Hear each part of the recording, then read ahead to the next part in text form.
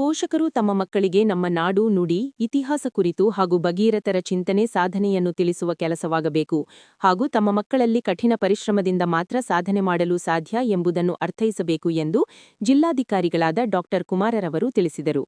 ಇಂದು ಮಂಡ್ಯ ನಗರದ ಕರ್ನಾಟಕ ಸಂಘದ ಕೆವಿ ಶಂಕರೇಗೌಡ ಭವನದಲ್ಲಿ ಜಿಲ್ಲಾಡಳಿತ ಮತ್ತು ಜಿಲ್ಲಾ ಪಂಚಾಯತ್ ಕನ್ನಡ ಮತ್ತು ಸಂಸ್ಕೃತಿ ಇಲಾಖೆ ವತಿಯಿಂದ ನಡೆದ ಶ್ರೀ ಭಗೀರಥ ಜಯಂತಿ ಕಾರ್ಯಕ್ರಮವನ್ನು ಉದ್ಘಾಟಿಸಿ ಮಾತನಾಡಿ, ಗಂಗೆಯನ್ನು ಭೂಮಿಗೆ ತರಲು ಹಲವು ಬಾರಿ ವಿಫಲವಾದರೂ ಸಹ ಅವಿರತ ಶ್ರಮದಿಂದ ಗಂಗೆಯನ್ನು ಭೂಮಿಗೆ ತಂದು ನೀರಿನ ಬವಣೆಯನ್ನು ನೀಗಿಸುವ ಮೂಲಕ ಸತತ ಪ್ರಯತ್ನಕ್ಕೆ ಭಗೀರಥರು ಶ್ರಮ ಎಂದು ಮನೆಮಾತಾಗಿದ್ದಾರೆ.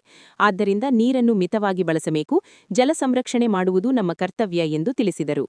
ನಂತರ ಭಗೀರಥ ಶ್ರೀಗಳ ಹುಟ್ಟು, ಬೆಳವಣಿಗೆ, ಅವರ ಜೀವನಗಾಥೆಯ ಕುರಿತು ಭಗೀರಥ ಮಹರ್ಷಿಗಳು ಯಾವುದೇ ಸ್ವಾರ್ಥವನ್ನ ಇಟ್ಕೊಳ್ಳದೆ ಒಬ್ಬ ರಾಜನಾಗಿದ್ದರೂ ಸಹ ತನ್ನ ಎಲ್ಲ ಐಶ್ವರ್ಯಗಳನ್ನ, ಸುಖ ಸಂಪತ್ತನ್ನ ಬಿಟ್ಟು ಅವೆಲ್ಲವನ್ನೂ ಕೂಡ ತೊರೆದು ತ್ಯಾಗ ಮಾಡಿ ಜಗತ್ತಿನ ಒಳಿತಿಗಾಗಿ, ತಪಸ್ಸಿಗಾಗಿ ತಿಳಿದಿರತಕ್ಕಂಥದ್ದನ್ನು ನಾವು ಇತಿಹಾಸವನ್ನು ನೋಡಿದರೆ ಗೊತ್ತಾಗುತ್ತೆ ಅವರಲ್ಲಿರುವಂತ ನಿಸ್ವಾರ್ಥ ಮನೋಭಾವ ಅಂತೇಳಿ.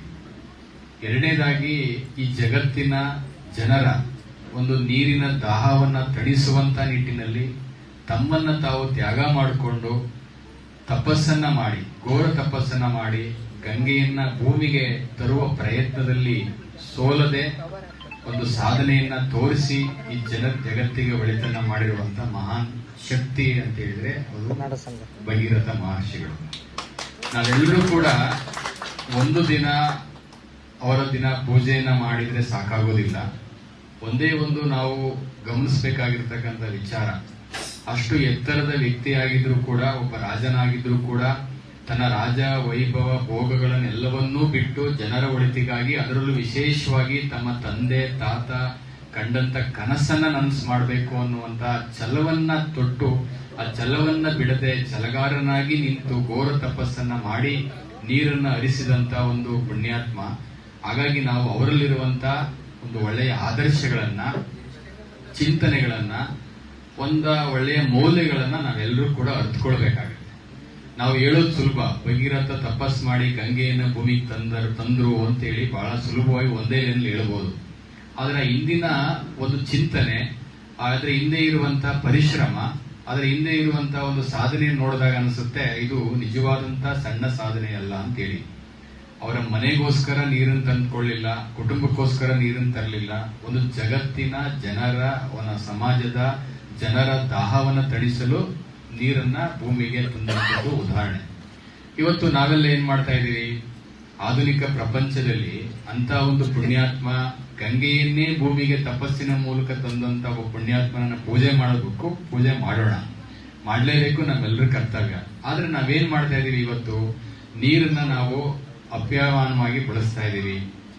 ಎಲ್ಲೋ ಒಂದ್ ಕಡೆ ಜಲಮಾಲಿನ್ಯ, ನೀರನ್ನ ಸಂರಕ್ಷಣೆ ಮಾಡುವಲ್ಲಿ ವಿಫಲರಾಗ್ತಾ ಇದೀವಿ. ಆಮೇಲೆ ಜಲಮಾಲಿನ್ಯ, ನೀರನ್ನ ಒಂದು ಕೊಳಚೆ ನೀರನ್ನ ಮಾಡುವಂಥದ್ದು, ನೀರಿಗೆ ಕೊಳಚೆಯನ್ನು ಹಾಕುವಂಥದ್ದು, ಮುಂದೊಂದು ದಿನ ನೀರಿಗೆ ದಾಹ ಉಂಟಾಗಿ ಅದರಿಂದಲೇ ಒಂದು ಘೋರ ದುರಂತಗಳು ಸಂಭವಿಸೋದು ಕೂಡ ತಪ್ಪಾಗಲಿಕ್ಕಿಲ್ಲ. ನಾವೆಲ್ಲರೂ ಕೂಡ ಪ್ರಜ್ಞಾವಂತರಾಗಿರೋರು ಏನ್ ಮಾಡ್ಬೇಕಂದ್ರೆ, ಆ ನೀರಿನ ಸಂರಕ್ಷಣೆ, ಜಲ ಸಂರಕ್ಷಣೆ ಮಾಡುವ ನಿಟ್ಟಿನಲ್ಲಿ ಸರಿಯಾದಂತ ಕ್ರಮವನ್ನ ಕೈಗೊಂಡ್ರೆ ಭಗೀರಥ ಮಹರ್ಷಿಗಳಿಗೆ ಒಂದು ದೊಡ್ಡ, ನಾವು ಅವರಿಗೆ ಒಂದು ಗೌರವವನ್ನು ಕೊಟ್ಟಂಗಾಗತ್ತೆ.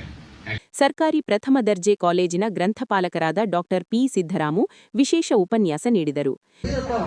ಮಹರ್ಷಿಗಳು ಈಗಾಗಲೇ ಜಿಲ್ಲಾಧಿಕಾರಿಗಳಿಂದ ದೇವಲೋಕದಿಂದ ಗಂಗೆಯನ್ನ ಭೂಮಿಗೆ ತಂದಿದ್ದಾರೆ. ಅದಕ್ಕೆ ಸಾಕಷ್ಟು ಶ್ರಮವನ್ನ ವಹಿಸಿದ್ದಾರೆ. ಇತಿಹಾಸದ ಪುಟಗಳನ್ನ ನಾವು ನೋಡಿದಾಗ ಶ್ರೀ ಭಗೀರಥ ಮಹರ್ಷಿ ಯಾರು ಎಂದು ನೋಡಿದಾಗ, ಅಯೋಧ್ಯವನ್ನ ಆಳಿದ ರಾಜ ಮಹಾರಾಜಗಳಲ್ಲಿ ಶ್ರೀರಾಮನ ಪೂರ್ವಜರಲ್ಲಿ ಸಗರ ಮಹಾಚಕ್ರವರ್ತಿ ಒಬ್ಬರಾಗಿ ಪ್ರಮುಖರಾಗಿ ಕಾಣ್ತಾರೆ. ಸಗರ ಮಹಾಚಕ್ರವರ್ತಿ ತುಂಬಾ ಅತ್ಯುತ್ತಮ ರಾಜರಾಗಿರ್ತಾರೆ, ಮಹಾರಾಜರಾಗಿರ್ತಾರೆ. ಅವರ ರಾಜ್ಯದಲ್ಲಿ ಸುಖ ಸಂಪತ್ತು ನೆಲೆಸಿರ್ತದೆ, ಸಮೃದ್ಧಿ ನೆಲೆಸಿರ್ತದೆ. ಎಲ್ಲ ವಜ್ರ ವೈಡೂರ್ಯಗಳು ಕೂಡ ಸಾಮ್ರಾಜ್ಯದಲ್ಲಿ ಇರ್ತದೆ. ಇಂಥ ಪ್ರಜೆಗಳು ಏನು ಸುಖದ ಸಂಪತ್ತಿನಲ್ಲಿ ತೇಲಾಡ್ತಾ ಇರ್ತಾರೆ. ಇಂಥ ಸಮೃದ್ಧವಾದ ರಾಜ್ಯದಲ್ಲಿ ಸಗರ ಮಹಾಚಕ್ರವರ್ತಿಗೆ ಒಂದು ಕೊರಗಿರ್ತದೆ, ಆ ಚಿಂತೆ ಇರುತ್ತೆ. ಆ ಚಿಂತೆ ಏನಪ್ಪಾ ಅಂತಂದ್ರೆ, ಸುಮಾರು 16 ವರ್ಷಗಳ ಕಾಲ ಮದುವೆಯಾದ ನಂತರವೂ ಸಹ ಅವರಿಗೆ ಮಕ್ಕಳಿನ ಭಾಗ್ಯ ಇರುವುದಿಲ್ಲ. ಇದೇ ಸಂದರ್ಭದಲ್ಲಿ ದ್ವಿತೀಯ ಪಿಯುಸಿ ಪರೀಕ್ಷೆಯಲ್ಲಿ ಉತ್ತಮ ಅಂಕ ಪಡೆದ ಪ್ರತಿಭಾನ್ವಿತ ವಿದ್ಯಾರ್ಥಿಗಳಿಗೆ ಆತ್ಮೀಯವಾಗಿ ಸನ್ಮಾನಿಸಲಾಯಿತು. ವೇದಿಕೆಯಲ್ಲಿ ಮಂಡ್ಯ ಜಿಲ್ಲಾ ಸಹಕಾರ ಬ್ಯಾಂಕ್ ಅಧ್ಯಕ್ಷ ಸಚಿನ್ ಚಲುವರಾಯಸ್ವಾಮಿ, ಕನ್ನಡ ಮತ್ತು ಸಂಸ್ಕೃತಿ ಇಲಾಖೆ ಸಹಾಯಕ ನಿರ್ದೇಶಕ ಡಾ ಬಿವಿ ನಂದೀಶ್, ಕರ್ನಾಟಕ ಸಂಘದ ಅಧ್ಯಕ್ಷ ಪ್ರೊಫೆಸರ್ ಜಯಪ್ರಕಾಶ್ ಗೌಡ, ಜೈ ಕರ್ನಾಟಕ ಸಂಘಟನೆಯ ಸಂಸ್ಥಾಪಕ ಅಧ್ಯಕ್ಷರಾದ ನಾರಾಯಣಗೌಡ, ನಾಗರತ್ನ, ಸಂದೇಶ್ ಸೇರಿದಂತೆ ಉಪ್ಪಾರ ಸಮುದಾಯದ ಮುಖಂಡರು ಉಪಸ್ಥಿತರಿದ್ದರು.